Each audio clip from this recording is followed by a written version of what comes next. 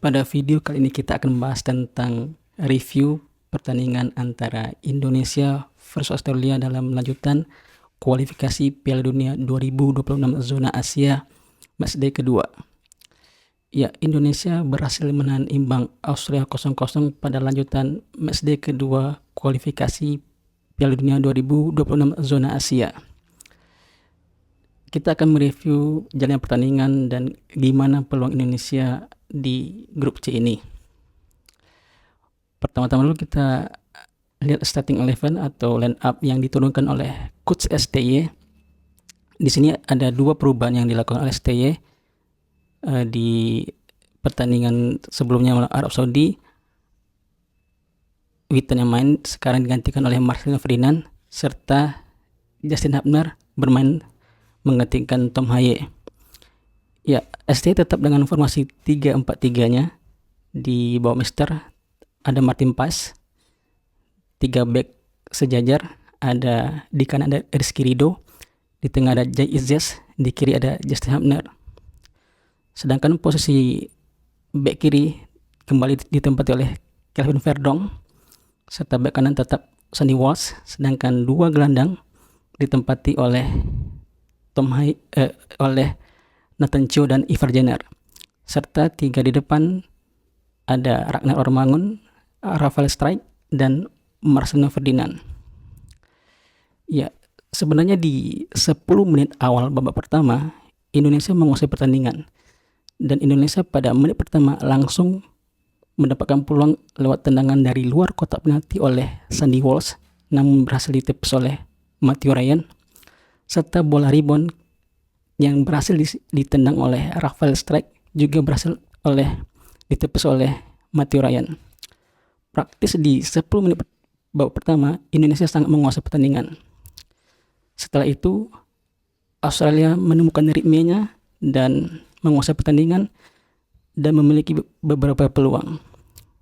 Di babak pertama Australia menguasai ball possession sebesar 62%, sedangkan Indonesia hanya 38%. Di babak pertama Australia melancarkan 9 tendangan dan 3 on target dan dimenangkan semuanya oleh Martin Paes. Sedangkan di Indonesia hanya melepaskan 2 tendangan dan dua-duanya on target.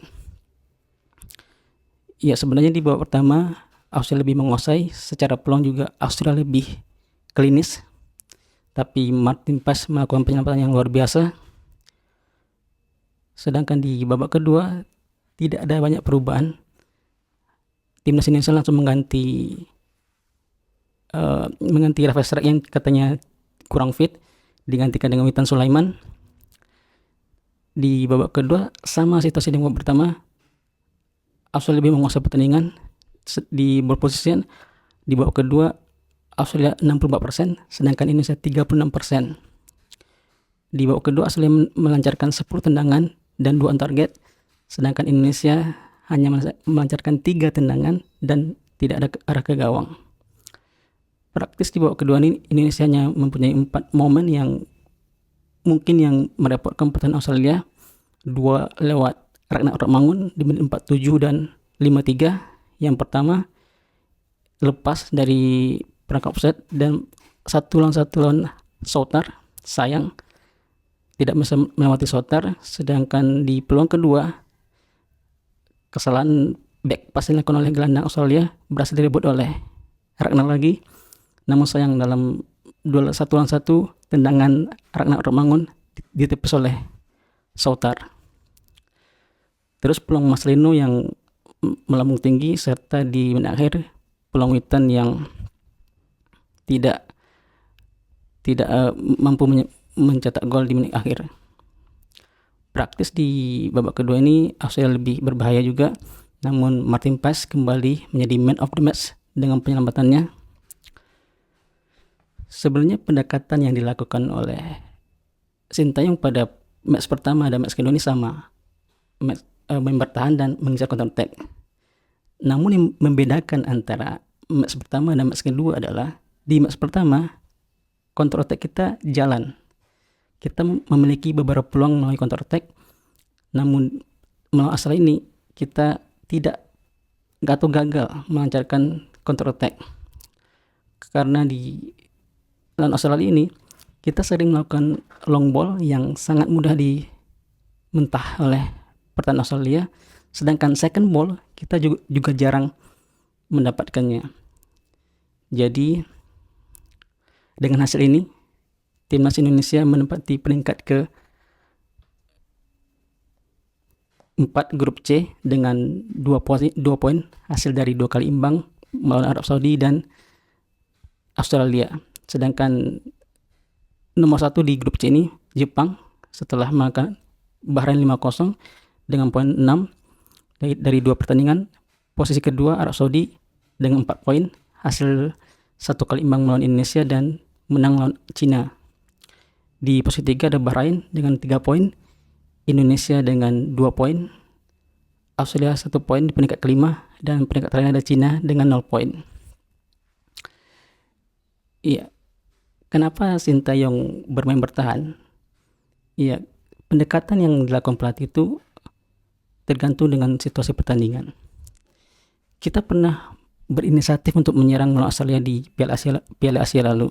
Namun kita kalah 4-0 karena serangan balik dan defense kita kurang pada saat itu. Jadi cara pendekatan itu pilihan pelatih, dan pilihan Sintayong pada 2 match ini cukup berhasil karena mendapatkan 2 poin. Ingat, target awal dari Sintayong itu posisi 3 dan 4. Kalau nanti ada peluang untuk posisi 2 besar, kita akan berjuang untuk mendapatkannya. Namun posisi target awal Sintayong adalah 3 atau 4. Jadi kita dukung, dan saat ini masih on track karena kita di peringkat 4 dengan 2 poin. Jarak dengan peringkat 2-nya 2 poin juga. Jadi masih on track. Ya, kita akan preview dikit ke bulan Oktober besok. Match yang membutuhkan antara Indonesia dan Bahrain dan Cina. Ini pertandingan yang harus kita tidak boleh kalah, dan kita harus minimal menang di salah satu pertandingan ini. Kalau bisa dua-dua menang itu lebih bagus. Namun kita tidak boleh kalah karena pesaing utama kita untuk peringkat 3 dan 4 adalah Bahrain dan Cina. Jadi kita tidak boleh kehilangan poin melawan Bahrain dan Cina. Dan peluangnya cukup besar karena secara kualitas Bahrain dan Cina masih di bawah dari Arab Saudi dan Australia. Jadi kita berharap semoga Indonesia di grup C ini bisa di peringkat 2 kalau mungkin, tapi kita berharap peringkat 3 dan 4 tuh bisa kita genggam, dan kita masih berjuang kalau peringkat 3 dan 4 kita akan lolos ke ronde keempat yang persaingan mungkin lebih tidak ketat seperti grup C ini.